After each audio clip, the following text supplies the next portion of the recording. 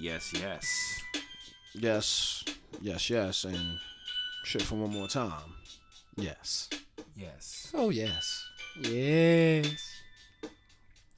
Y'all must be feeling special because we're gonna come to you 2 times in 1 week. It's kind of a miracle. Two-time. 2-time champions. I'm saying we can't just leave you with just one nighter. You know what I'm saying? No, just wham bam, thank you, man. You know what I'm saying? Yeah, it was more like, we decided to come out with a double disc like Outkast and who else? Wu-Tang. I mean, well, I guess who else? honestly, most recently, Drizzy Drake, son. Yeah. You know what I'm saying? The champagne pie. I was gonna call him Young Garnier, but he's not. He's young no longer. So. I mean, he's well, he's probably either my age or yours, but either way, it's neither here nor there. Son. Still Garnier, nonetheless. Middle-aged, mid-aged Garnier, I guess, 30-something Garnier. But yeah, part 2, as I foretold. At the end of last night's episode, or part 2, or maybe maybe part 1.5. Yeah, 1.5 in a series. I'm saying. We'll see how y'all like it and who watches it. If y'all want to hear more of our security tales, then you let us know. You know what I'm saying? But once again, we just trying to hit y'all with that maximum spider, and just come from every angle. That's right. This, I guess, is a week for talking about Marvel superheroes, huh? Not a week, bro. There will always be some sort of Marvel shit, superheroes reference. Any Marvel DC fucking reference I know, I'm gonna try to connect it to whatever the fuck is spewing out of my damn mouth as I'm twiggy off the sake spirits. I might call this Maximum Spider at the end of the world, but thematically it doesn't match up. We'll see. We'll see how it feels. No. We already got it's top flight at the end of the world. So. Yeah, it has to be. At least the thumbnail will be easier to find on that one. That I'm not gonna lie to you, like having just like a picture or a JPEG of Spider-Man doing the Maximum Spider isn't good enough. We would need like a video or like a little snippet of that. Like it'd be odd. But there have been a lot of Marvel Heroes references within the last few days. You know what I'm saying? What I liked about Marvel superheroes, while we're on it real quick, is when you hit them with the super to finish them, right? Like the screen would flash and you see the name of the move on the screen. I thought that was fucking awesome. And who would you be using when that was happening? I definitely got a lot of Maximum Spiders off. Well, you had to. That was easy, but definitely this dude, the eyeball niggas. Yeah, I definitely played Crazy Shumagorath, so there's a lot of Chaos Dimension finishes. Heard he might be in, I don't know if it's the Doctor Strange movie, but one of these movies that's coming up. Probably a Doctor Strange movie. It makes sense. Yeah. I hope so. That I would love to see CG tentacle monster Shuma on screen, like the size of a planet or whatever. That'd be awesome. Yes. Or just doing some Marvel vs. Capcom 2 shit. You never know. But yeah, I did a lot of that. I played a lot of Psylux. There was a lot of like Psyblade and I think it's probably gonna butcher this. Kochuga. Shout out to Olivia Munn. You got word up. So yeah, all that. But we're here for part 2 of Security Tales. I don't know if that's gonna be the name, but Tales from the secured. But I don't know. I got a few funny stories that I like to tell. I mean, we all do, son. Cause I don't know. I've been lucky enough. Let me knock on wood to not really be in any danger, except for the aforementioned foot-long Viking knife that I pulled out of that dude's bag that one time. And you see a couple guns, but we don't have to handle them, so it's not an issue. I mean, outside of certain New Year's Eve fiascos, nah. Yeah. So I don't know. You wanna start it off? You've seen more, quote unquote action than I have. Honestly, like I've just seen a lot of weird shit. Personally, I don't know if we can. I guess it was action. Definitely unexpected. Well, I guess since we on it, fuck it, why not? Excuse me. New Year's 2018, I believe. Yeah, 2018. You know what I'm saying? I should have did the right thing and just kept that fucking night off, but I didn't. But I did. You know, I happened to have gone out with a a homie of mine and ran into another home. Actually, no, I'm bugging. See, now I'm mixing stories up, son. My fault. Apologize. I went out and got drunk because certain situations with certain individuals wasn't working out. As I'm leaving this one spot that's in Alphabet City, I can't even give the name out because I forgot the shit. But they had like this ill whiskey drink where they have like this they give you like a glass bulb of smoke, and then they put that shit over your whiskey, so it's smoking the whiskey. And the smoke, you know what I'm saying? Like, depending on how you want to do it, like the smoke is gonna stay there however long you want it to. So I've had, like, before that I had smoked tequila, which is like classic. And I'm a Scotch motherfucker, so I like anything that's like aged, smoked, whatever. But it's kind of like those volcano drinks a little bit. Yeah and no. But either way, I'm walking away from the first spit out, and if you've ever been to Alphabet City or the Lower East Side, you're used to hearing people who scream all types of obscenities and all types of wild shit, whether they crackheads or just drunk ass motherfuckers. And not to mention, there was a spot down the block where I saw there was mad belligerent motherfuckers. So I'm walking and I'm not thinking about nothing that's being said. But, then I start to tune in a little bit, and I hear a motherfucker be like, yo, nigga, what you say about my damn minivan? I turn around, it's my man. I'm like, oh. Yeah, one thing leads to another. He be like, yo, boy, you trying to go get a drink real quick? And again, this is one of them situations where, I ain't gonna lie, being security does play out, because we end up going to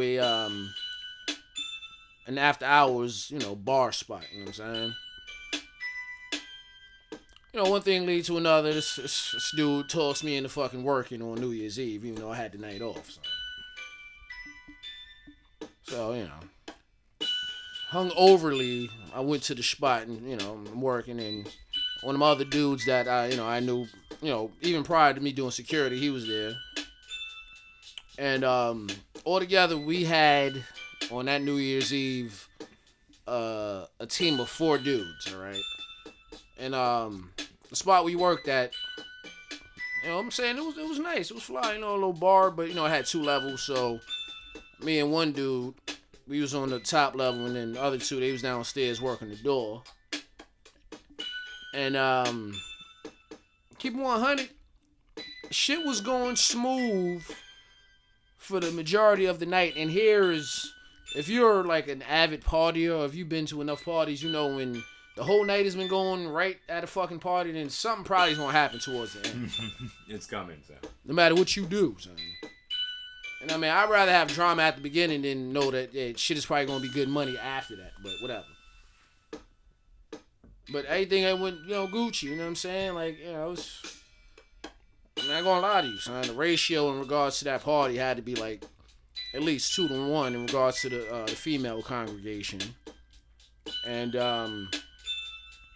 throughout the night I had motherfuckers trying to, bribe me to smoke in the spot. I get it, but I've smoked in spots, but I know that I'm not gonna smoke in a small spot, bro. Because as soon as you spark up, the whole spot smells like buds. And everyone looks at you. Like, it's immediate. Yeah, like, it's like everybody's like, they do the, the rock thing, like the meme. They smell the air, like. If you smell, yes, the electricity. I know, Pardon definitely. That, folks. Yeah. That was the tunage, but we will fix that. As a matter of fact, brother, man, you got the let me see how to control the wire.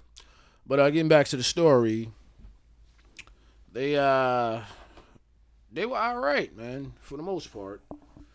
And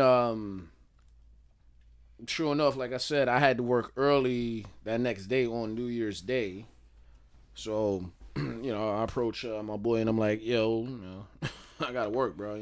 It's cool. I'll slide off. And he's like, yeah, let me just check and see what's up real quick. Then, what I'm saying? Yeah, we're gonna get you out of here. Then, as I go back upstairs to the second level, I'm there for about maybe 32 seconds. And there's some girl that's like, yo, they over there fighting. So I look up and I see my boy who I'm working with, who I'm quite sure was Dominican. You know what I'm saying? Don't quote me on that, but you know what I'm saying? He was definitely Hispanic. And, well, I've been around plenty of Dominicans, so I know them, man. I just know the vibe. But he's in the middle of the fucking crowd, like, scrapping, son. So off the rip, I got to turn into fucking action man and shit slowed down and you know what I'm saying? I'm bobbing. Press the button on your wrist like to slow I ain't even had time like... to press the button, bro. I'm just I'm ducking, I'm bobbing, I'm weaving, son. I mean, I'm out there, I'm dancing, I'm prancing, son. I'm dishing, I'm swishing, son. I got to pull motherfuckers away from my mans. Meanwhile, as soon as I get over there, I see this nigga give some some tall dude the mean 3-piece. You know what I'm saying? And I see other motherfuckers, they got their shirts off. Oh, that's when you know it's real, then. You know what I'm saying? And I'm trying to throw people away from the spot. Meanwhile, of course, the floor is mad slippery. I don't know how my footwork was impeccable that night, boy. But hey, boy, son, I felt like Ali, son. You know what I mean? Then as soon as I turn around, one motherfucker swinging at me, but he was, well, probably a combination of mad drunk and just flat out didn't know how to fight, because I saw the swing coming and he had to miss my fucking face by like 10 inches, son. So I'm like, all right, well.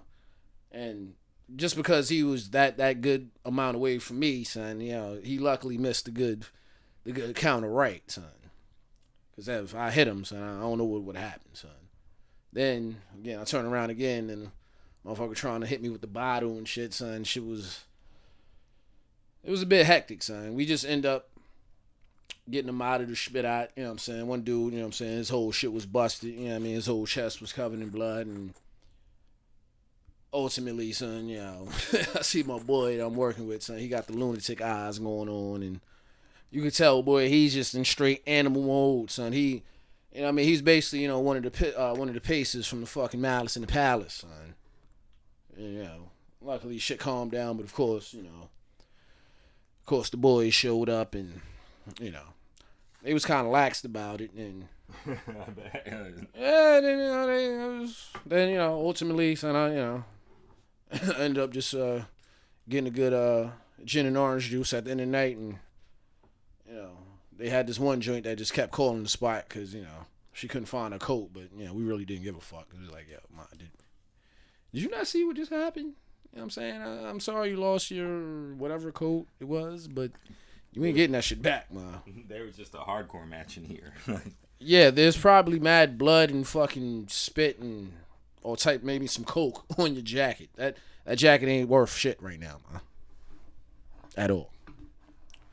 But of course, that's a New Year's story. You know what I'm saying? That can happen to anybody. True.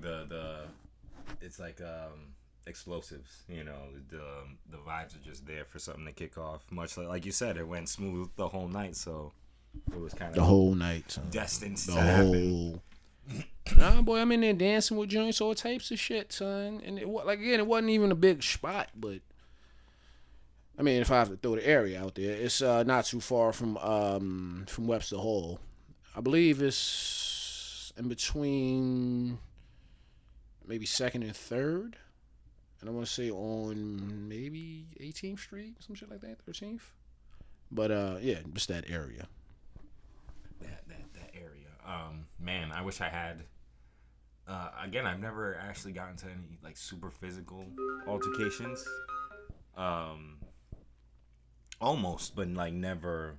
Like the most it gets to is like maybe chest to chest, or like they're pushing against you and you got your arm in front of you, like the riot shield technique. You're not actually grabbing them, but you're guiding them away or out of a place.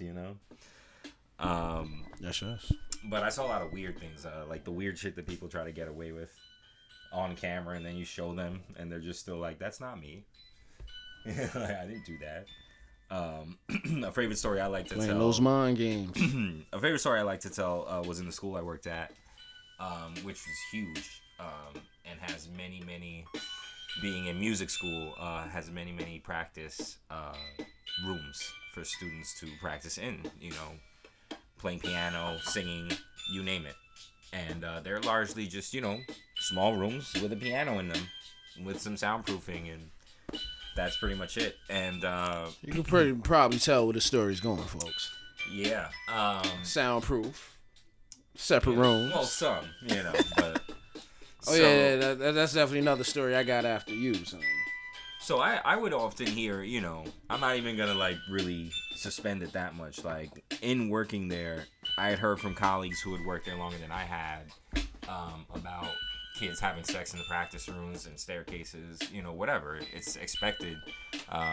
These people are college age. Like, I wasn't surprised or anything. It's just that it hadn't happened to me in, like, my 3 years or so of working there. And one day, believe it was a Sunday, which is the quietest day in many places in New York City, but definitely here at this school, students were free to practice. I don't know what it's like now. I haven't been there in a while, but students were free to practice, you know, even when the building is pretty much closed, because we are there as security, you know, watching it, in addition to various other employees that are in the building cleaning and taking care of it.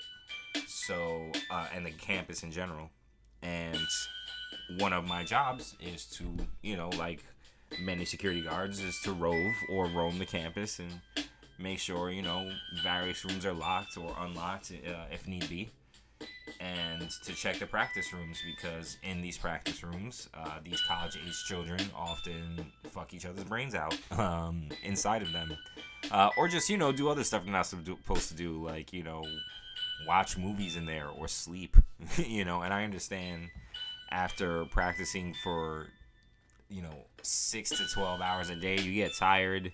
You know, I felt bad, you know, about interrupting them because, you know, they were in the zone or whatever. And I was forced by protocol to enforce all these dumb rules, like having them put their IDs in the window and stuff like that. And, you know, there's reasons for protocol, as we've sort of hinted at in the last episode. But you know, a lot of it was largely performative and ridiculous. That's actually kind of the first thing I wanted to talk about that we didn't talk to last night, about how much security is performative. You know what I'm saying? Like, you know the rule is dumb, but it satisfies the bosses, so you do it anyway. You know, and if you don't do it that one time, that's the thing they nail you on or some shit like that. Oh, and protocol. It kills me. Like, and yeah, protocol is protocol for a reason. Things happen. I understand. But yeah, protocol, whatever you want to call it, just policy in general, man. That's just always some BS for, you know, them to hide behind. But you know, a lot of that shit is whack because, you know, you have to, you know, there's things that we know that's you know, just and humane, and then there's other things that's just like, all right, come on, son. Like, there are dumbass rules that we do have to uphold. You know what I'm saying? Most of it is just, you know, you can probably understand it, but then there's certain things where it's just like, all right, like, it's kind of fucking stupid, man. And so, you know, true to those protocols, I often found myself roaming the buildings, you know, looking in at the practice rooms because I had to. In other words, you were Roman Reigns. Yes, I was. Except my hair wasn't quite as wet. And I didn't have a vest. I just had, you know, a snazzy navy blue uniform. If I still had that picture, I would have made that the thumbnail, me in that uniform. But I lost that picture years ago, so it is what it is. So I'm roaming one day, and you know, I noticed that the school is largely empty, and that I didn't really see anyone in any of the rooms, and I'm figuring it's just another slow afternoon on campus. And I go back downstairs and maybe 20 minutes later, my partner at the time, one of them, decides to go roam because, it's boring. Like, the lobby is empty. There isn't really much to do. Most of the doors are locked in the building. Like, it's, you're just waiting. You're just waiting for the end of the shift or whatever. Maybe lunchtime. So, he goes and he roams. And he comes back, like, almost immediately. And I was like, did something happen? Like, you good? And he goes, bro, because he's laughing. Like, he's coming up laughing. Like, because, because Mans is like 6'6", that was my guy. Mans is like 6'6". He runs up. I'm just going to call him D because, that's the first thing that somebody comes was to mind, having a good time.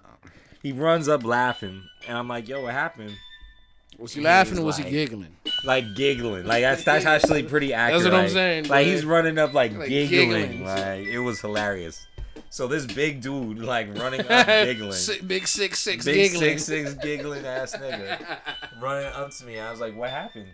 And he's like, yo, so boom. Like that's how you know shit about to be real. Nigga like, yo, boom. So boom. Hold up, man. He claps his hands. Get ready. And he's like, yo, I just seen some girl blowing like another student in one of the practice rooms. Yes. And like the way he was describing it was like, he's like, I was just passing by and I looked in the window. That's always how it starts. And the way that the windows are to these practice rooms are like kind of narrow, like most schools, that rectangular shape.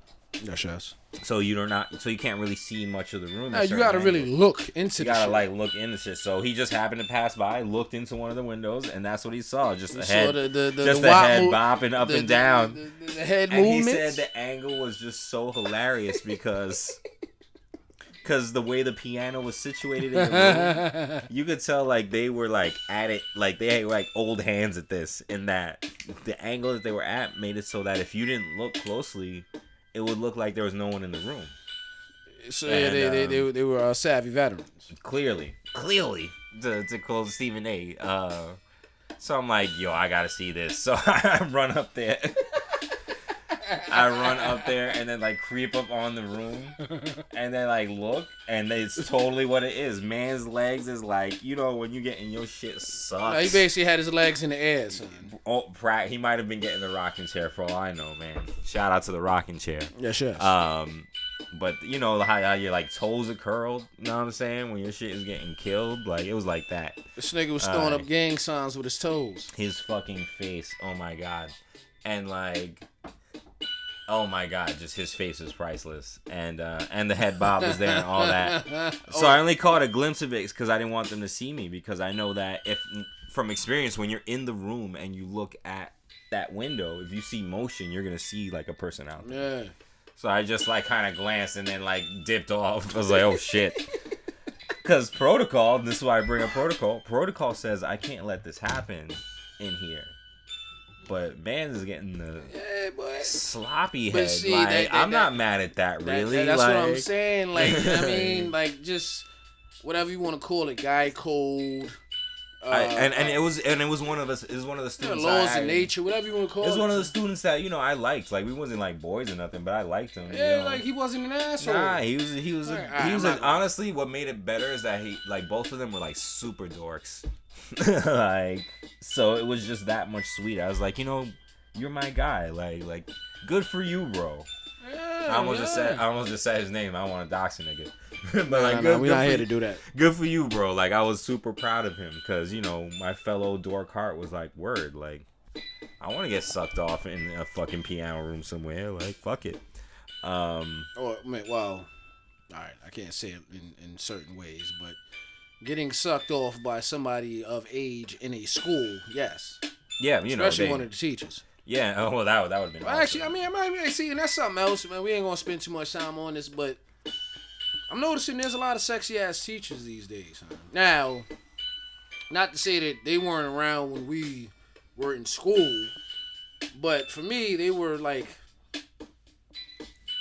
all right, well, especially during elementary school, son, they were too far in between, son. Junior high was a little different, but of course, high school was quite a few classics, son. But these days, son, there's definitely an influx of very attractive ass teachers, son. You ain't lie. There's just memes and memes It's and like, yo, memes wait, of them hold on, all wait. over Twitter. Memes. What is going on, son? Please tell me. But that's a different conversation for a different cast. Shout out to y'all, the sexy As a matter of teachers fact, of the world. we could use a couple of sexy teachers for. I shouldn't have said that. We could use a couple of teachers for some guest appearances, please. That'd be nice. Any teachers, sexy or otherwise. Come on. Yeah, just talk about your teachers. adventures if you want. That'd be cool. I'm down for Look, that. I'm saying my mom's a teacher. Well, teacher / aide for autistic kids. So, you know what I'm saying? I look at teachers in the same way people look at fucking those who served. Son. You gotta give them the salute, bro.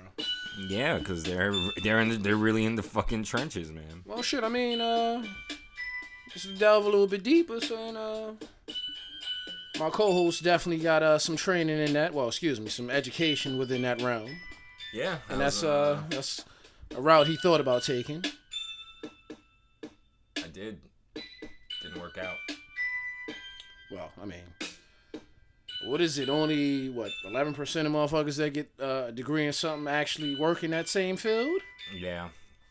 And you really gotta. All right, well, teaching, look. you really gotta not that it's like ultra hard to become one, but it's like you gotta really, when you care, you gotta, be dedicated. A lot of money is coming out of your pocket. You're already not getting paid well, and at the time, it's not that I didn't like teaching because I did. I like teaching in general, but I needed to get bread at that time. I needed to survive, and teaching was way too stressful for what I was going through in my life at that time. Yeah.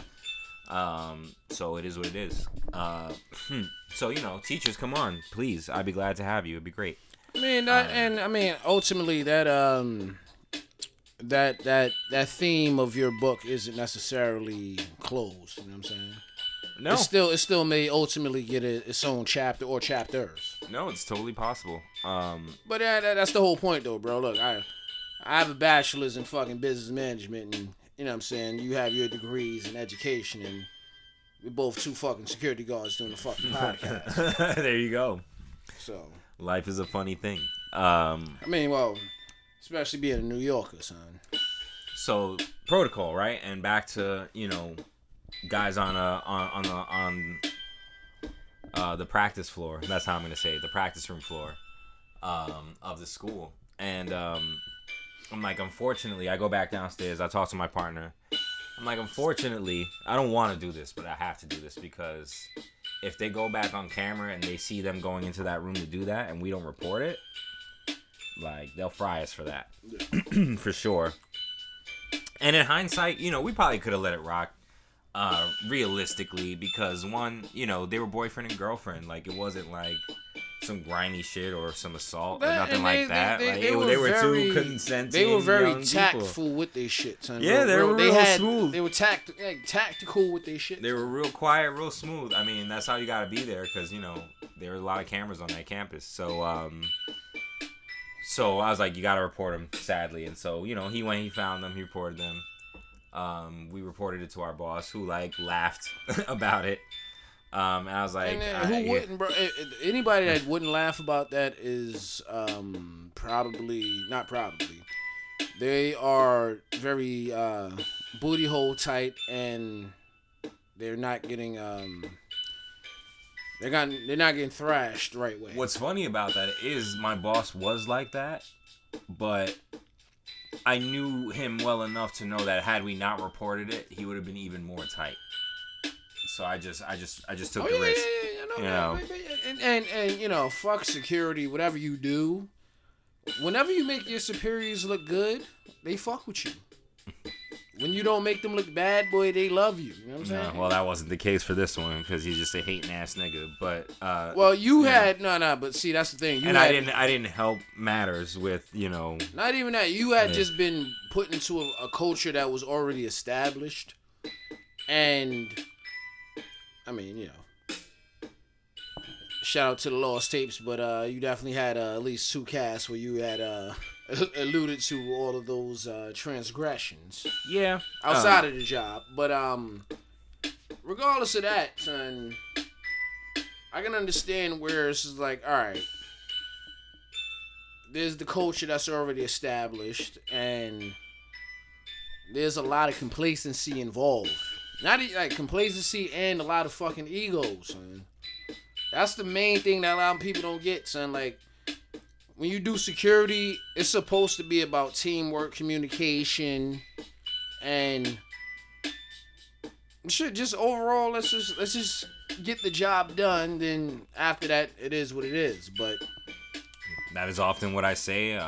My best partners often share that sentiment, and I'm always shocked. Not just in security, but best partners in life. Yeah, I'm just shocked when, because again, security is, in my experience, there's low, depending on where you are and what you do and what type of security you do, there's a lot of levels to that.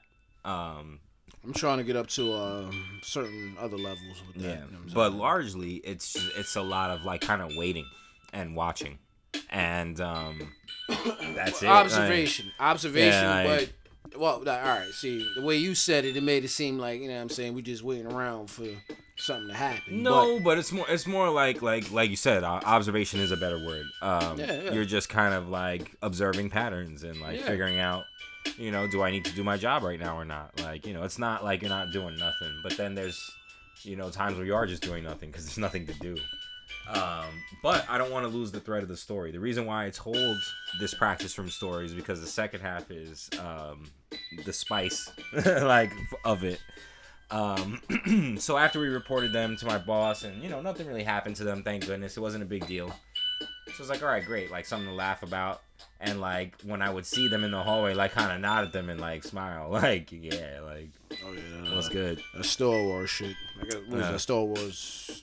Well, technically that would be episode 5, 6.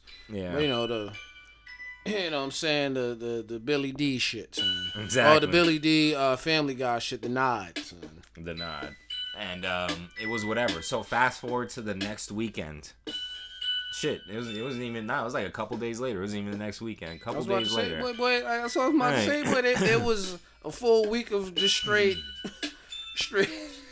I won't call it debauchery, but practice room debauchery, son. But I'm saying, but look, if you're anybody and you get head twice in the same room at a fucking prestigious academy, I ain't gonna lie. First of all, you should be good with that. If you do anything past that, then you're just greedy.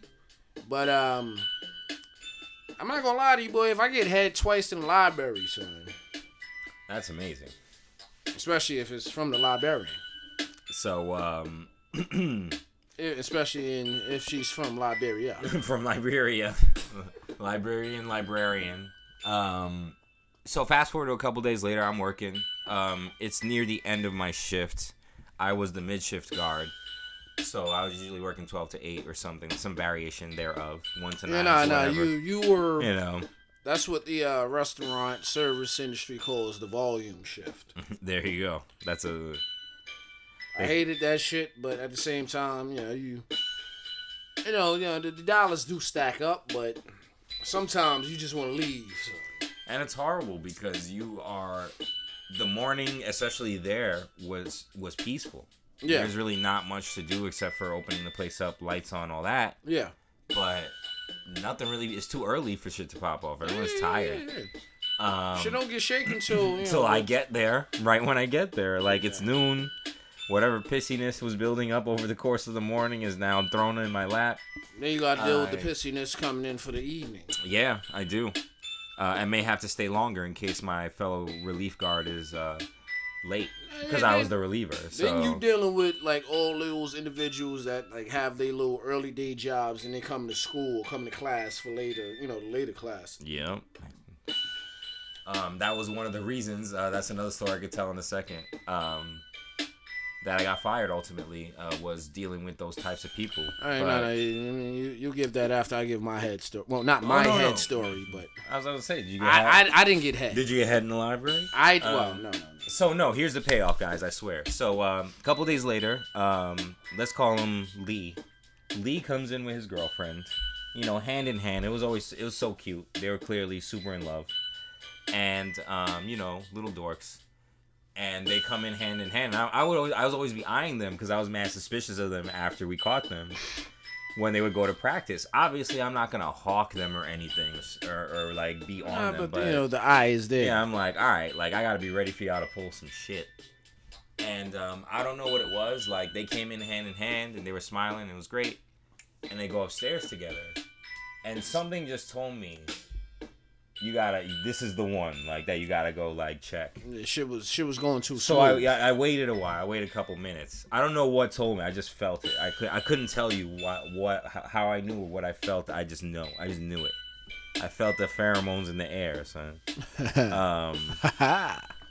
So I go upstairs and I had to rove anyway. So I'm like, all right, if I come across them, I come across them. If I don't, I don't. No big deal. So I'm roving the practice room. I hadn't seen them in, the top few floors of the place. I'm trying to use as few details as possible because, you never know who's listening and they get pissy about details about their school or whatever. So whatever. Man, you know what? Those details don't matter right now. No. This is a basic story. I checked the first couple floors for them. Don't see them. Don't really see anything else going on. I'm just chilling, strolling. All right, strolling. It was a very smooth day. No one was really there.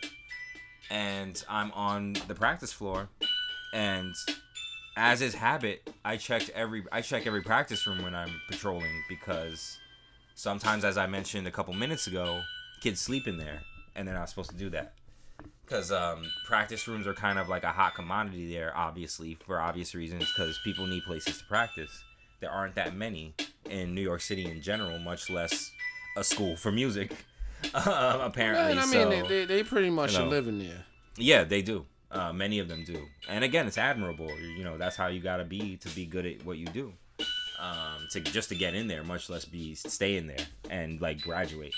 So, so I check every dark room. I just open it a little and look inside. And if I don't see anything, I look for stuff too, like in case people leave their stuff in there. Yeah. Normal security guard shit. So, walking around, and I go to one of kind of the remote practice rooms of the floor because the layout of the place is very strange because it's an old building. Keyword is remote. So it was remote, like it's out of the way. Like certain kids know to book those rooms if available because it's like an awkward kind of place to go to. In terms of compared to the other practice rooms that are available and more visible. So.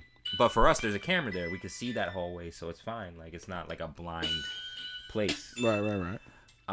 So I go to that hallway, just whatever.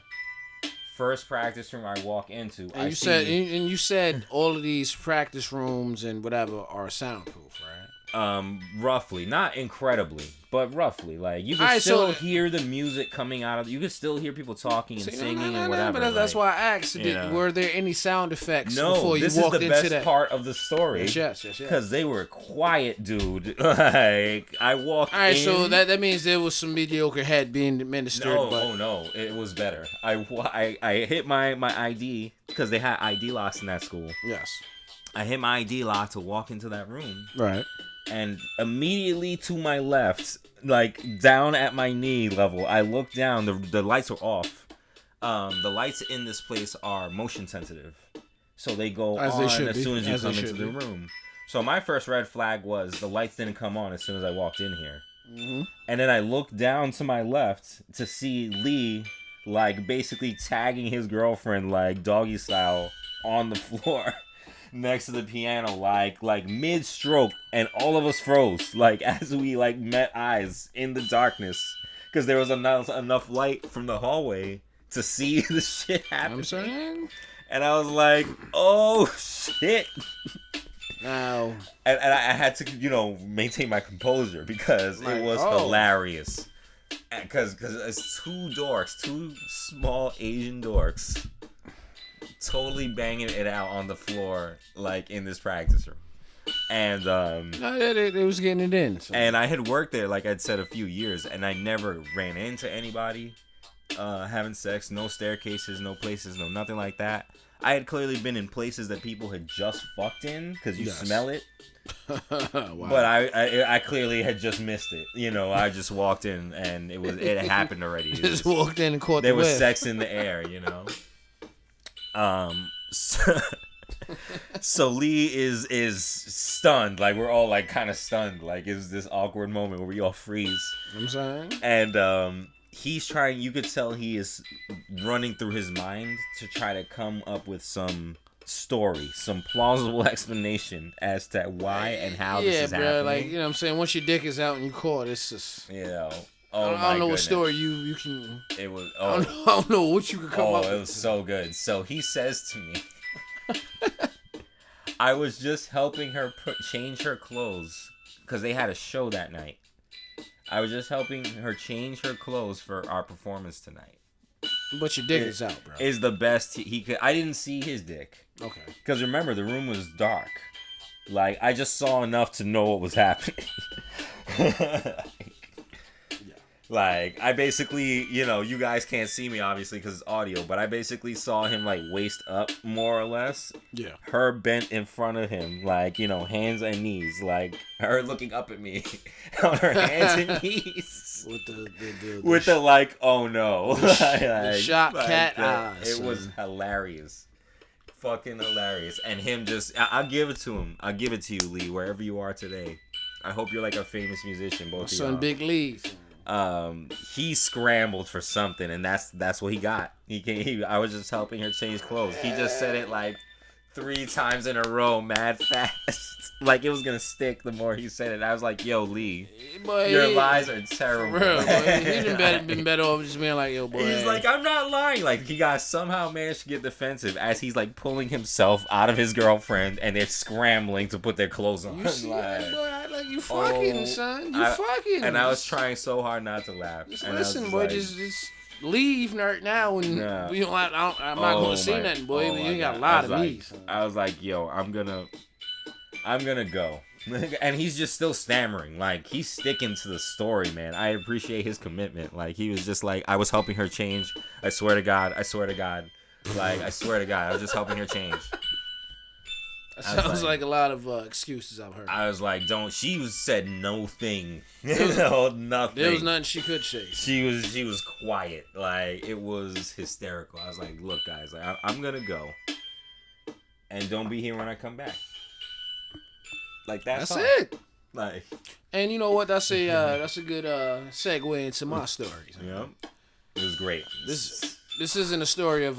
Thank you, Lee, for that. Like wherever you are, like shout out to you. Shout out to Big Lee. You're a G, bro. Like that was some, Big Lee. That's some bold ass shit. Like, no, he's in the folklore of not only that prestigious institution, but he's forever sewn into the fucking fabric of the Triple P's. Yep, you've been immortalized, my guy. Thank you for sharing that moment with me, as horrifying as it was. Your jersey has been retired, brother. Yep, you're in the rafters, my guy. Right next to Scrams. I mean, Scrams is active right now, but he's like the player coach right now. You know. No, he's definitely on his Kobe shit. He has 2 different jerseys. But But you were saying you had a head story yourself that apparently didn't happen to you. So what had happened? What happened? It would have been nice if it happened to me. Excuse me. I was working at a what can only be classified as a burlesque dinner theater. You know what I'm saying? If we ever have anybody that listens to this podcast and knows exactly what spot I'm talking about, you know what I'm saying? You'll know exactly what the fuck I'm talking about. You know what I'm saying? A very prestigious burlesque dinner theater. Somewhere downtown in the city. That's all I'm gonna give up. But this was a situation where we was just closing up. I mean, it may have been a Friday, it may have been a Saturday, I don't know, but in this particular location, it was small in regards to the spots that we have both worked in. Very fucking pretentious. As a matter of fact, they have a location out in London. Just to give y'all a little bit more insight. But the bottom floor clearly was like the main floor. You had like little areas, and more times than not on the weekend, it was nothing but reservations. And here's another fucking little hint, you know what I'm saying? Like, the doorman / GM was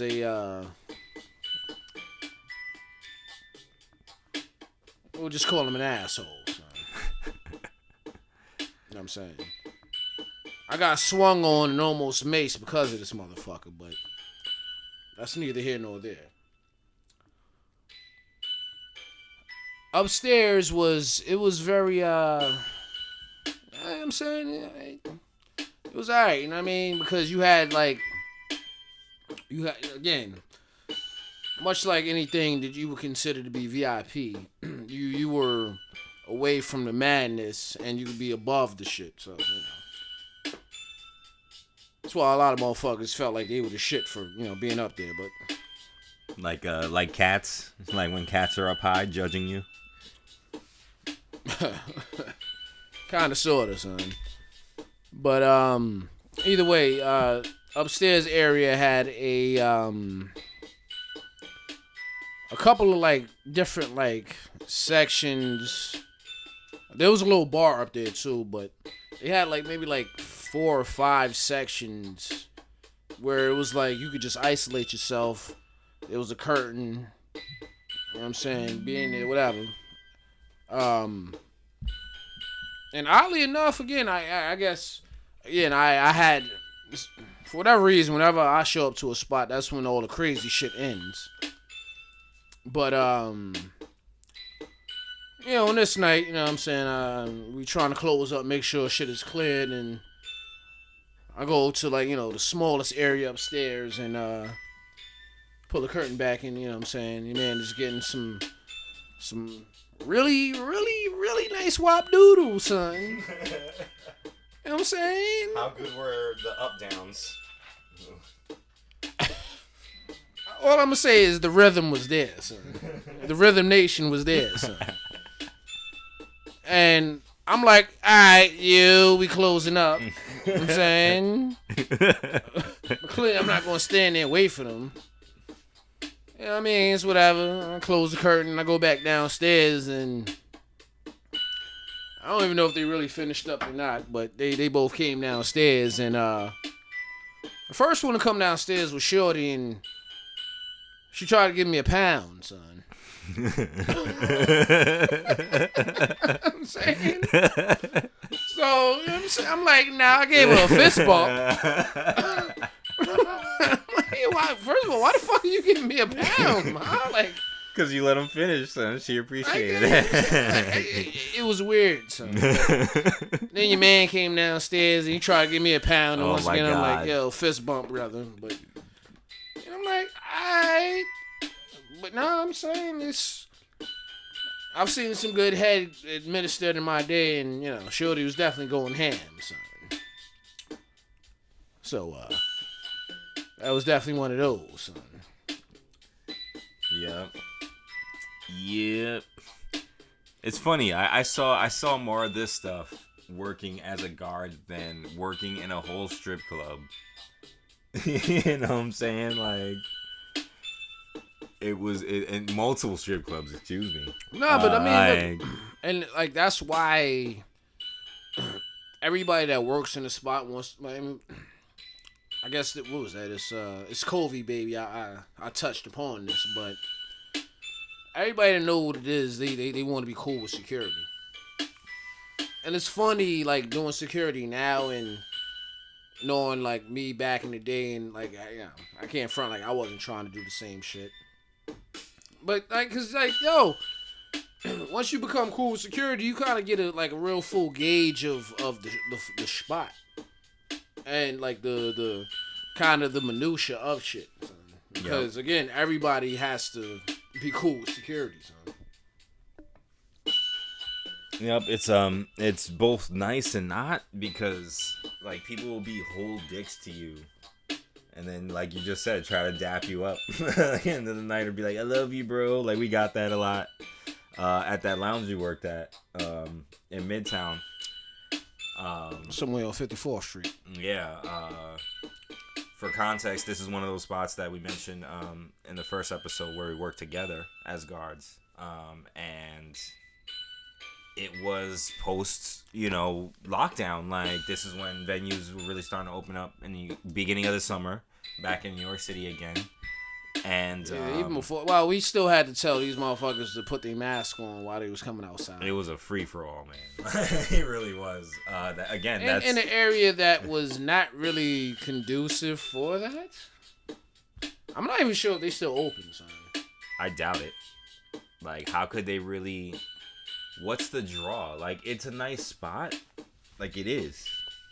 But what's the draw? Honestly, that besides location, having it be a venue, like the only way it's ill is if the DJ is ill, because the draw is the music, right? No. They made too many mistakes. Well, first of all, that spot, that location in itself is somewhat historical, because it damn sure used to be a strip club. Yeah, it was like 2 other spots or some shit before that. 2 or 3. But like the mistake that people make is, you don't make something like that. You make that like into like a bar. That's like one of the neighborhood bars. You know what I'm saying? Especially around there, even though there's a fair amount of bars around there, like that's a nice like side street bar. Especially the one on the corner of, what is that, 51st? Yeah. I won't throw the name out there, but good bar. We didn't. Shout out to them. We didn't have enough time in there. Maybe we should go back. I mean, well, just because it's a little out of the way. But, that's true. But either way, I mean, well, actually, we do need a world tour or something, so we'll see. So yeah, I mean, I'm trying to think of like actual other stories. Oh yeah, altercations. So what is not even altercations, just the most entertaining story that you can provide. All right, I provided the I got a short one. I got a short one. Right. The one I referenced earlier, where it was one. Well, I definitely got one from that location we was talking about just now. But all right, we could do that one too. Well, I got a couple. A couple. I like how we're like making like these little sandwiches of like these stories. That's being a security guard.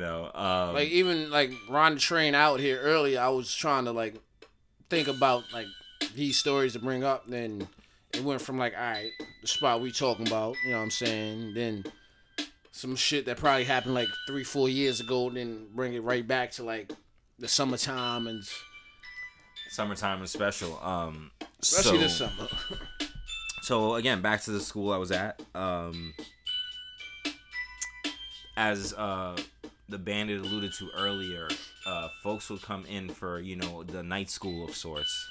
It was called the evening division, and in this you are allowed to like kind of take like specialty courses about music and poetry and things of that nature with high level professors, world class professors, for kind of like a fraction of the price. So like you get but see, that's supposed to be the coolest individuals that you deal with throughout the days.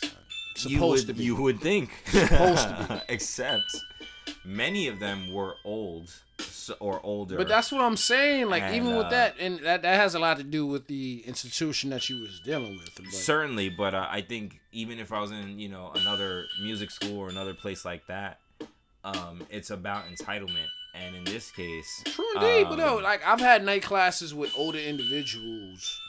It was just dumb. At my school, and again, the school I went to could be, is considered to be prestigious. I guess not to toot my own horn, but it is borderline Ivy League.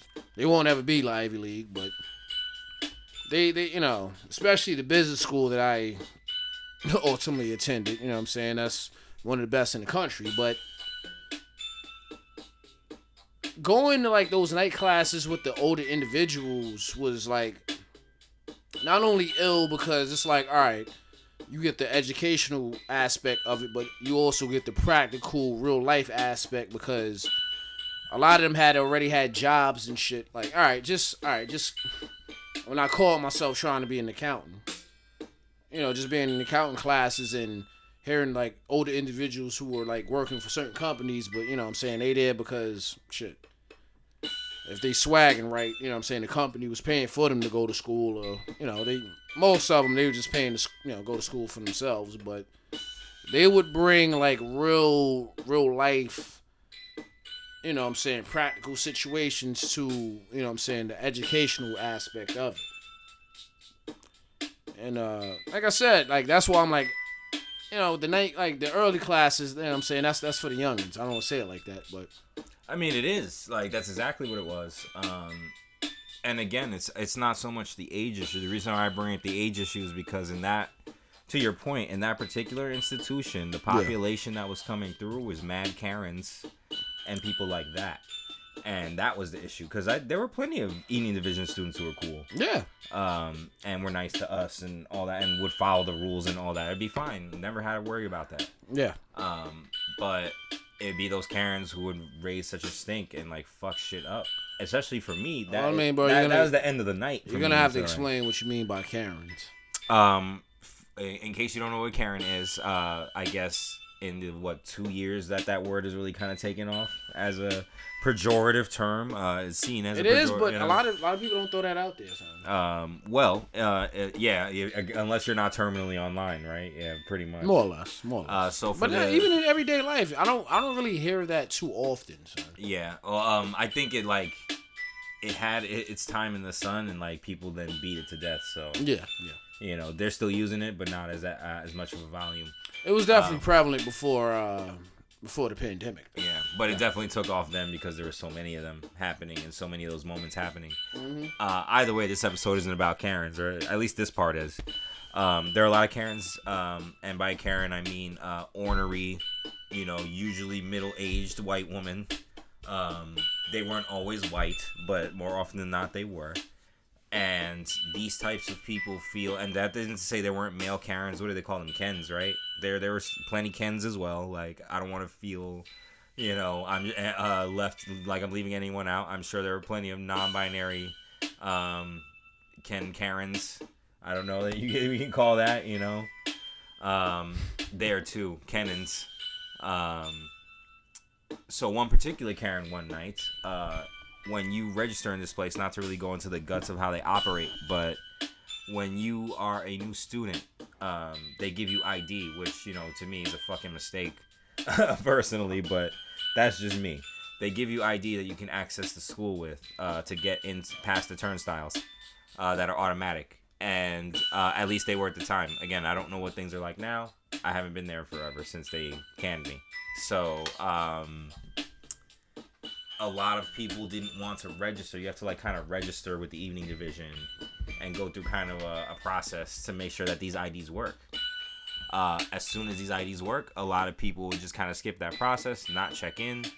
And, again, protocol. I guess that's the theme of this episode. Just kind of middleman protocol bullshit that is important, because you need to have these people in the system not only so that you can, get their money from them, to make them, I guess, feel important because they have, a prestigious ID from a prestigious school, and they get access, they get some level of access to this prestigious school, which again has practice spaces and resources that are not common to not only people in New York City, but to people all over the world, which, quick sidebar here, like, that is really kind of a shame. Like, there should be more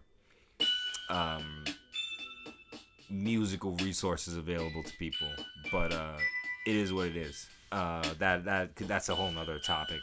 At any rate, our job is to catch many of these people at the time from kind of sneaking into the school with said ID, because they would take advantage and not kind of go through this whatever, this convoluted activation process that I just went through just now, where they had to register the ID with, the office, and they, for some reason, made it our job, to do this, as opposed to people who are in the evening division. But we're a team, and it is what it is, and we do what we have to do. We do what they tell us to do. It is what it is. So this particular woman, 1 year, my last year, had, kind of flagrantly not giving a shit about registering her ID, but would get mad when we wouldn't let her in the building. Because when we would get an unregistered student... that whack victim shit. Exactly. We had a list of the unregistered, so that whenever Penelope Pit Stop. So whenever we see a Penelope Pit Stop, to use this term, at least Penelope Pit Stop was nice. These bitches, a lot of these bitches were not nice. So fuck that. When these people would come in and they match a name on our list, we have to send them to the eating division so they could do the process, get their shit registered, and that's it. That's us. Just do it so that it's done, and I don't have to talk to you about this ever again. No. I don't want to talk to you about this. This goes to another thing we've been talking about both on and off air. Don't make us talk to you about this shit we don't want to talk to you about, man. Don't make a security guard have to do his fucking job. Their job. Their job. If the only caveat I would say is beyond safety. Like, if he's got to do a safety thing, then, by all means, let him do it. But let them do it. Again, like, you know what I'm saying? If you got one of them motherfuckers that's really pressing their chest out and trying to do too much, I get the backlash, but that wasn't me. I was just trying to, again, if we don't do this thing, then we get yelled at. And I'm not trying to get yelled at. I was already on thin ice at the time. And then them checks need to stack up. And I needed them checks, man. I was getting good overtime. I was in a union, all that. So this woman comes in. This woman who, again, had been fighting us tooth and nail to register, being pissy, just kind of trying to sneak in and blow past us. Because she's like, I already paid my money, that type of shit. That See, now listen, I'm going to throw this phrase out there, especially because I heard it maybe last night. Well, it's Tuesday morning now, so I guess Sunday, that was. But one of the hostesses I work with was talking about, actually, now that I remember, definitely one of the other hostesses that worked there, but she threw out the phrase of, hey, what, you not getting no good dick? So, I mean, I'll throw that out there because it came from, that side. So, you know what I mean? That's a good one to use. Although I might get the Title IX for that, so you don't know. You know how it might be weird. That's why I specifically said I got that from a hostess. Yep. You know what I'm saying? I'm not saying that. She said that. She said the words. She said that shit. So me and this woman, had some tips because, again, I'm usually there when the evening division students are coming in. Or were coming in, excuse me. So it'll be some bullshit regardless. Yeah. So niggas is already on edge. So you got the one that's like stirring shit on purpose because she feels entitled to be there. Right. And yeah, she paid her money. Sure. But just do the thing. So I don't have to talk to you anymore. You get so mad that I come up to talk to you. Just make life easy. And just, I don't want to talk to you. We don't even have to have these discussions. I want you to go upstairs, enjoy your class, and do what you're here to do. That's it. That's all. I'm not here for none of the bullshit. I don't want no grudges. I don't want this to be a vendetta. No. I don't want to think about you outside of this place. So it was a lot of that. And then one day tensions just flared up. As they do. So it was the same thing. One evening she came in. She's like, all right, I know. Fine. I'm going to finally do it. And so I watch her because folks, I understand there's a lot of lazy security guards out there. So I get why she pulled the shit that she pulled that I'm about to talk about. But I personally and many other good guards that I've ever seen, we're always watching you. We're watching you. We're watching you. We're always watching you. They pay us to watch you. That is our primary function, mostly, is to watch you. And make sure you don't do some dumb shit, basically. Make sure anything that isn't... Make sure shit that shouldn't be going on is going on. Yeah, I'm not there to, even though we do a lot of babysitting in our line of work, I don't want to babysit you. I want you to have the fun time we're not that the you're cops. there to have. Exactly. I'm not a police officer. I'm a guy with some training, but I'm still a guy. She comes in and she makes like she's going to go toward the office. Right. I'm watching her. I was floored by this, by the audacity of people, because it wasn't just her that's pulled stuff like this, but it's just the ultimate example of the disrespect towards not only security, but I feel like, you know, maintenance workers, you know, the real essential workers that keep shit going. The ultimate challenge. They, you know, normal folks that should be kind of like having empathy for other normal folks that they don't have. You feeling like you the ultimate warrior, and niggas treating like they treating you like, you know what I'm saying, fucking Hogans. Exactly.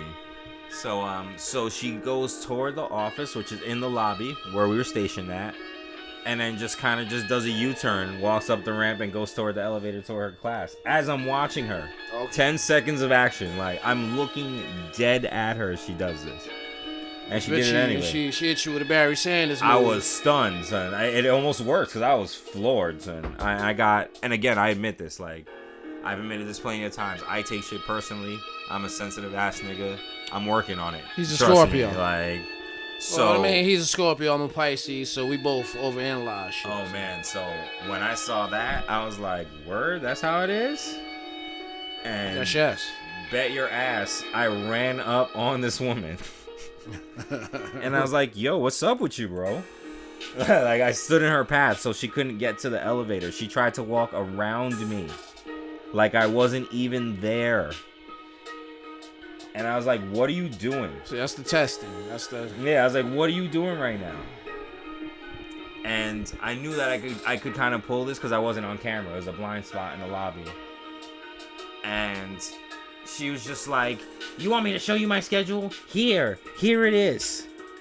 Here's my schedule. She's like, this is ridiculous. You have to let me go to class. Yelling at me in the lobby. And I was like, all you had to do, I'm trying to stay calm, but I'm getting hot at this moment. Like, I feel myself sweating. I was like, all you had to do was go register in the office, and we wouldn't be having this conversation right now. You would be upstairs, and I would be back in my seat, and everything would be great. You made me do this. Instead, I'm here talking to you about this thing I don't want to talk to you about. Yeah. And you're just like, this is fucking ridiculous. Here's my schedule. Still, her hand is still in my face. She shoved it in my face. I grab her schedule because I felt myself about to scream at her in this lobby. Like, I was going to grab her up and scream in her face. Like, all types of shit. And to stop myself from doing that, because that's counted as assault, technically. Can't put my hands on nobody like that, especially no old white woman. I grabbed her schedule, I balled it up, and I threw it in her face. Yes. And I was like, that's what I think of you and your schedule. Go to fucking class. Fuck your schedule. And I left because that was the end of my shift. Fuck your schedule, bitch. Fuck your schedule. And I knew what I was saying in that moment was wrong. I knew I was wrong when I did. I knew it. I'm not going to sit here and be like, oh, they should have just let me go. Because, not to mention it is probably some video footage of you doing all No, this. I wasn't on camera. Again, I knew I knew where I stopped her at. They couldn't see me do what I did. They just knew that it happened. Yo, folks, that's a little gem. And make sure you're off camera. And yes, for all you all you guards, both fledgling and know the angles of your cameras. Even before I was doing security, bro, like I always knew where the cameras were. Yeah, know where the cameras are and how many. And granted, there's always ones you're not gonna see, but now look, I'm not gonna lie those to you. Cameras, man. I'm saying like this is going into the shit. That's a whole different cast. Just the realm of bullshit jobs, either before security, or even during that shit. But when I was at a certain AMC location in the city. Certain AMC location in the city that's right next to a certain McDonald's. That's when I first kind of knew what it was. Well, it was working there and working at Toys R Us out in Long Island. That's when I first started to notice and have a purpose in regards to knowing where all the cameras were. You know, not for shit to pop off, just to, just know where I am at certain points. Just to be aware, So yeah, I was very aware of where I was when that was happening, which is why I even did it in the first place. My first instinct was to let it go, which in hindsight, I should have. I should have just let it go and then fought the battle the next day. Yes. But I just felt so slighted. I wanted to hit this woman. Like, it was so ridiculous to me. I was like, why are people like this? All right, like, but the key is you've grown and you've established the lessons that were yes and no, because again, the other night I was ready to fight. So I didn't. That's two different things. But I was very ready to fight. That's two different things because I was hot. Well, I guess since you brought that shit up, then we will both have to give our our stories based upon last Saturday evening. Yeah, and just to kind of wrap this up real quick, I threw a schedule in her face. I wilded out. I left. And this was one of the things they used to fire me after a while because they claimed that I am too aggressive. Which, well, they weren't I've wrong. been accused of that. Well, being too aggressive at the door. But. Yeah, going through what I was going through at those times, they weren't wrong. I was stressed out. They were stressing me out and abusing me at work. And everybody's like, my boss hates me and they have a conspiracy against me. But these niggas really fucking with me actively on purpose. And I still, to this day, have no idea why. Because I was the best guard. And maybe part of it was, and I think I alluded to this in the last episode or somewhere else, they didn't like the fact that I was saying I was the best guard. Even though I made them all look good. And as you alluded to earlier, making my boss look good. I wanted him to like me. You know what I'm saying? Like, I had no idea what his problem was. But it is what it is. Look, it happens. That's what it is. It didn't matter what his problem was. It happened. Like, you know what I'm saying? Being a guard, you definitely have to know how to play the politics. And I'm not good at that. Because I'm direct. Yeah, I am super direct. What the fuck am I? Yeah. But at the same time, you have to be diplomatic if you trying to stick around. Again, if you're not trying to, then who gives a fuck? That's true. You know what I'm saying, bro? I probably have left more jobs than I have had that I worked. That I stayed at. And shit, bro, even with security, bro. Well, that's the nature of that industry. Unless you get something real cushy, Anything within the service industry, like turnover rate is crazy. Yeah, because again, they think we're nothing. No, not right. You know what I'm saying? Again, you know what it is, boy. That's how they see us. That's how they see us until shit pops off. Then it's security help. Even before that, son, I've hosted at fucking restaurants, did all types of shit, son. So it's like, I get it. I really do, son. But at this point, I guess that's one of the good things about doing security and all that extra shit is I can not only make my own schedule now, but I can kind of dictate the bullshit that I want to really deal with. You know what I'm saying? And that's what it comes down to. But at the same time, dudes are trying to branch off and or explore. At least like you mentioned earlier, be it at a higher level of it. Yeah. Just explore we know different realms of that and other things. Yeah, instead of freezing our asses outside for the rest of our lives. Mm-hmm. Getting screamed at. So you I guess this is a nice way to kind of end this part. What was your recent bullshit? I dealt with a lot of bullshit in the last 2 weeks, but I'm just thinking of one in particular that's No. I guess that's pretty much the main reason why we chose to go about things the way we going about it in the cast. But ultimately, again, this past weekend, which is the weekend after Thanksgiving and Indigenous Day. The Black Weekend. You know what I'm saying? Let's just call it an infinity fucking weekend. You know what I'm saying? That's what it felt like. Eternity. Purgatory. Point is, as of right now, you know what I'm saying, dudes are doing security at a spot that's very close to Madison Square Garden. And over the weekend they were having a maybe a playoff. Thanksgiving weekend is traditionally like the ill like rivalry weekend for like especially college sports. Usually, college football and other sports that's going on. But long story short, we were definitely ill prepared at the spot I was at, and we had several hundred individuals from two different colleges that were trying to enjoy their holiday weekend. There's a lot of overprivileged situations going on, but I mean, look, ultimately, for it to only be like me and like one other fucking guard, ultimately trying to maintain and set a tone with two different spots.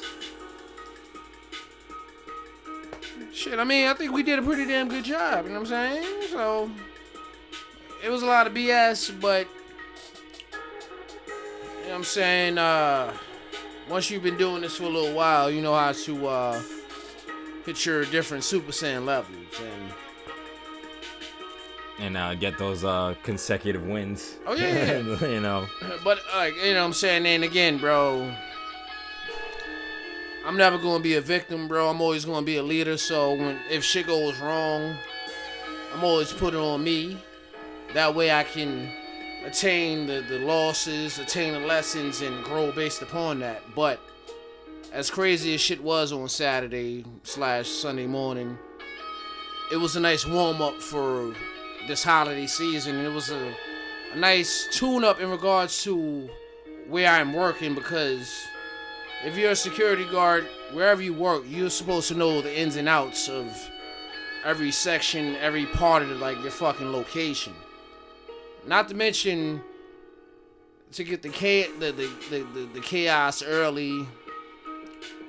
It helps, because then you know what the worst outcome is. So then you could just build your foundation based upon that. And I guess. Outside of that, it was, I ain't having to throw nobody in the chokehold. It was just more of a lot of stubborn ass college kids that didn't want to listen, who were drunk. You know what I'm saying? Okay. But I ain't have to throw nobody out. I didn't have to snuff nobody. You know what I'm saying? They knew what it was, but that's where it doesn't matter where you're working. That's where like the door frontline location is the most prevalent. Once you set that tone of, security is here. Don't be on your bullshit. And I don't want to say it like this, but if I scare them at the door, then more times than not, I don't have to worry about nothing. Yeah, I like that. I often like being the outside guard or the lobby guard. But it can also backfire, and in this case it kind of did. To your point about taking the experience of, again, throwing papers in white lady faces and screaming at people and, getting into situations for no reason, pretty much, either because of them or me, or both. This weekend is always a special one. I've worked many Black Fridays in retail and hospitality, so I know how... Fuck Black Friday at Toys R Us. I know how dickish, people are during this time. I get it. You're on vacation, trying to have a good time. You want to buy all the stuff. You want to do all the things. I got it. Nobody should be getting trampled these days, son. You have Black Friday. First of all, Monday now, yeah. Bro, first of all, if you set up shop, son, there are sales way before Thanksgiving. Like, alright, like I fuck with Super Dry, son. They give you sales like the Sunday, like Monday before Thanksgiving, son. And like if you on it, most, I would say not spots, but websites and things of that nature, they hit you with the sales even before Black Friday, son. Yeah, that's just becoming more universal. But even beyond that, like people are just there's the added weight of people having been inside after the lockdown, now coming out of lockdown, like more and more in mass. Yeah. And they're just acting a fool because, especially here in New York. Because, yeah, but how many TVs can you really buy? Well, it's more like venues, right? Like New York is still one of the few states that has vaccine mandate, to go into places. So see, that's another like little situation because, having been in Connecticut last week, they're kind of a little in between. But I've gotten people from Pennsylvania, like specifically like Pittsburgh, and they was like, yo, they don't check for any of this shit, son. They don't, and I get that from a lot of people. I think I got a couple of people from Chicago. And like that's another one, like it's slow, like a little in between. Yeah. Of course, our cousins out in Jersey, they're a little more loosey goosey. So, but just like Florida, obviously as well. But so it's a lot, and the one particular thing I'm thinking about, besides all the madness that was happening over the last few days, was this family. I feel the reason why I don't become a COVID officer, even though they make more money depending on where you are. Yes. Some can, maybe not so much anymore, but when I was working in the beginning of the pandemic, there were some COVID officers making $50 an hour. Like, crazy money, like absurd amounts of money. Or if you're doing the testing as well, the testers apparently make a lot of money as well. Yeah, boys. Gotta hop on the tour bus. Yep. And just run the computer. the COVID tour bus. And just run the computer. You won't even have to really touch anybody. So apparently they're making money. But and that's why I got my shot. Well, my one shot. And I got the J&J for those for the fans. For the curious. I wasn't trying to get double dosages. Fuck that. So to go back to this family, there's this family from California. They were already getting into it with our COVID officer outside because everybody in the group was vaccinated fully, except for the little girl that they had with them. Wow. And even though like here we go, protocol again. Protocol says that we're not supposed to let them in at all because she is not vaccinated.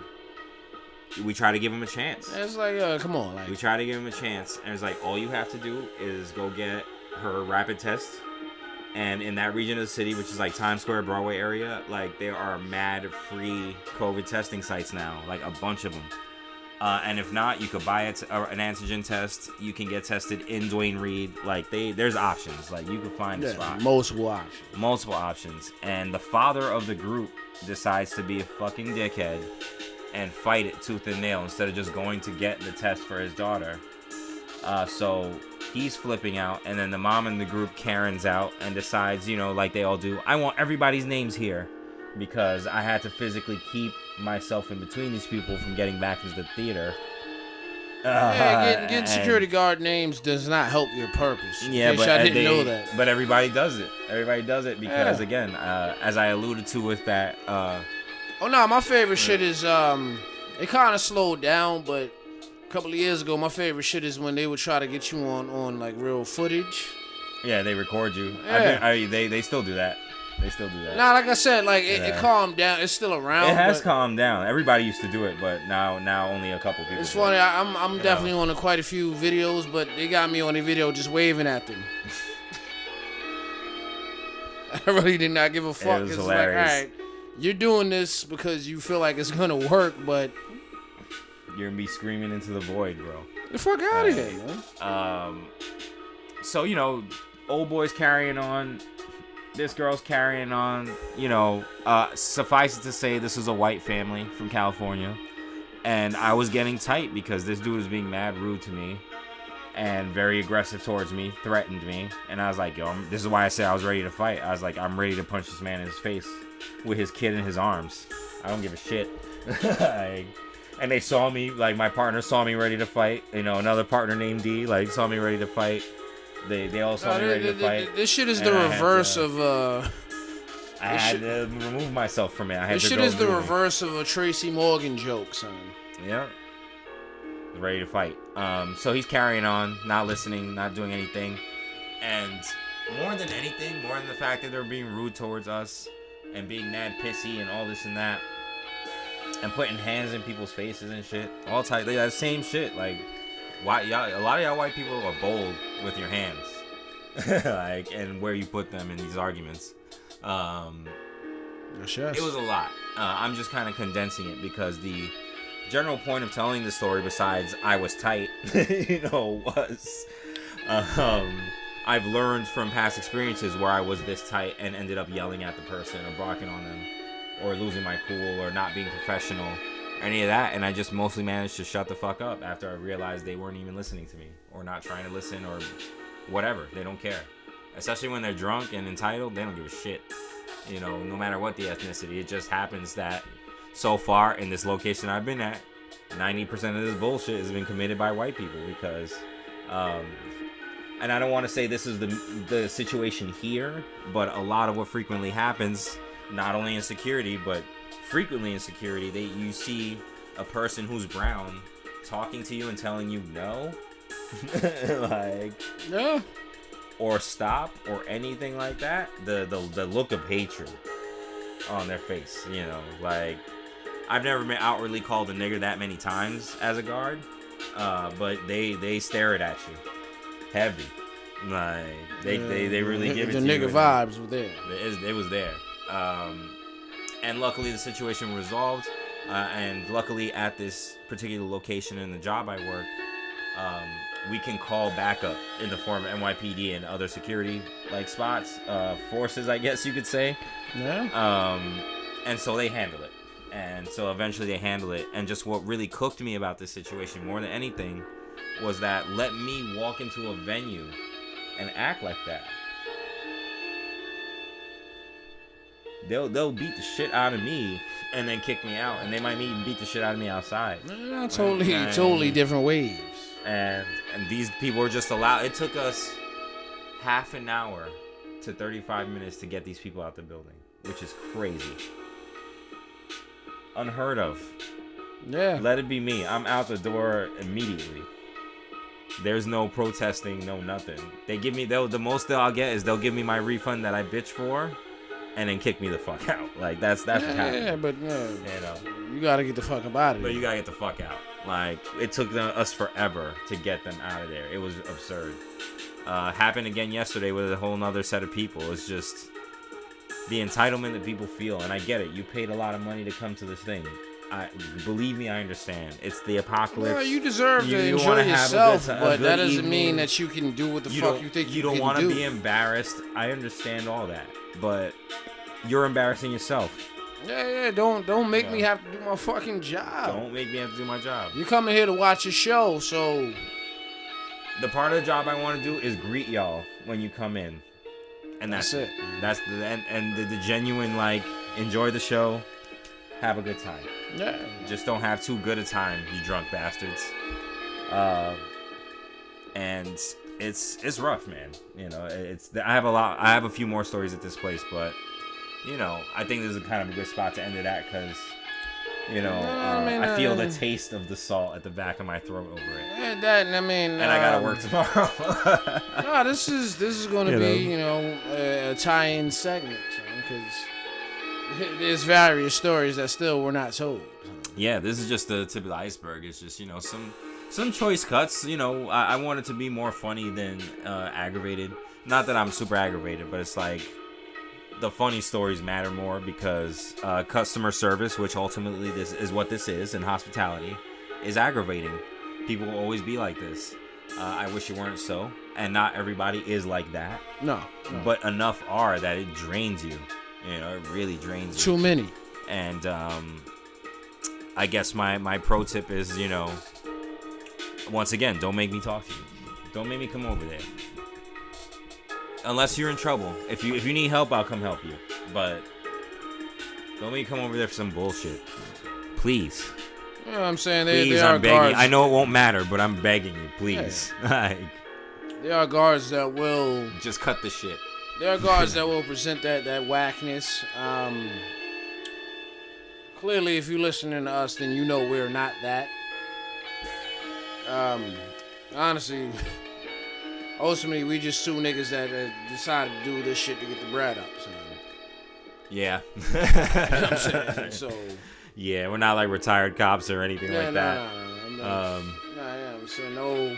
Shout out to y'all, by the way, because working with y'all at least, gives us some kind of respect. People see the shields that y'all have or whatever, and they just shut right the fuck up. So, I mean, that's if they're around. So thank you. That's It's not always, but when we have them, I've had more spots. I'm glad to have y'all. Around than they were. So. Yeah, ditto. But I'm glad to have y'all when we do. So shout out to y'all here. Either way, you know what I'm saying, we out here trying to do quite a few jobs for y'all.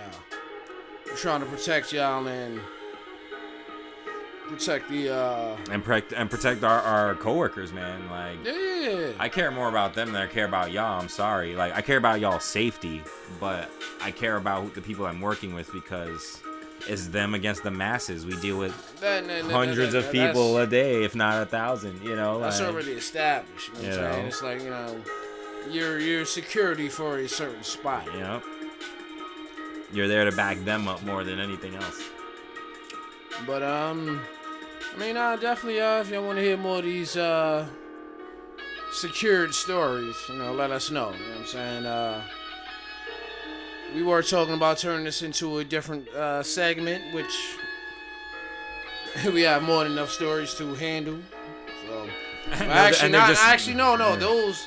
those are definitely those could be more snippets, more like half hour fucking yeah. So on and so forth. Or we get our other mans that were guards or used to be guards or whatever, I mean, I niggas will have to channel the spirit bomb for that one. It'll be like drunk history, like we mentioned earlier, like drunk security history. Oh no. We both have quite a few individuals that are characters for that. So again, just I guess stay tuned for the secured tales. You know what I'm saying? Well, let's sign off like we always do. It's been the Triple P. Where can they find you at? Once again, earlier tonight, I had to post up my my usual time to cast. 2 being the number 2. The time to cast. That being on. You know what I'm saying? Bandit_light7. Once again, Bandit _light7 on the gram. Definitely still trying to hit y'all with some more spicy and invigorating shit. Definitely some real hot, fresh out the grease fish sandwiches and some real fresh out the grease hot wings for y'all. You know what I'm saying? So go check the man for that. Otherwise, you could check me on Twitter at Shining Brizard. If you want to see me and my retweets of cat memes and episodes, where you can reach us and watch us on YouTube, here on YouTube. Feel free to DM me your love and your hate and your overall impressions of what we talk about. Feel free to retweet me. I appreciate that always. That you give any level of shit about the things we say here. So thank you. And I guess that's it for now. Happy Thanksgiving, happy Indigenous Day. Happy Chris Mahana Kwanzaa, even though we'll be recording through those as well. I guess that's it. Stay tuned. I don't even know what's on the horizon, honestly. Everything. Stay tuned for everything. Bye. That's why I turned the tunes off.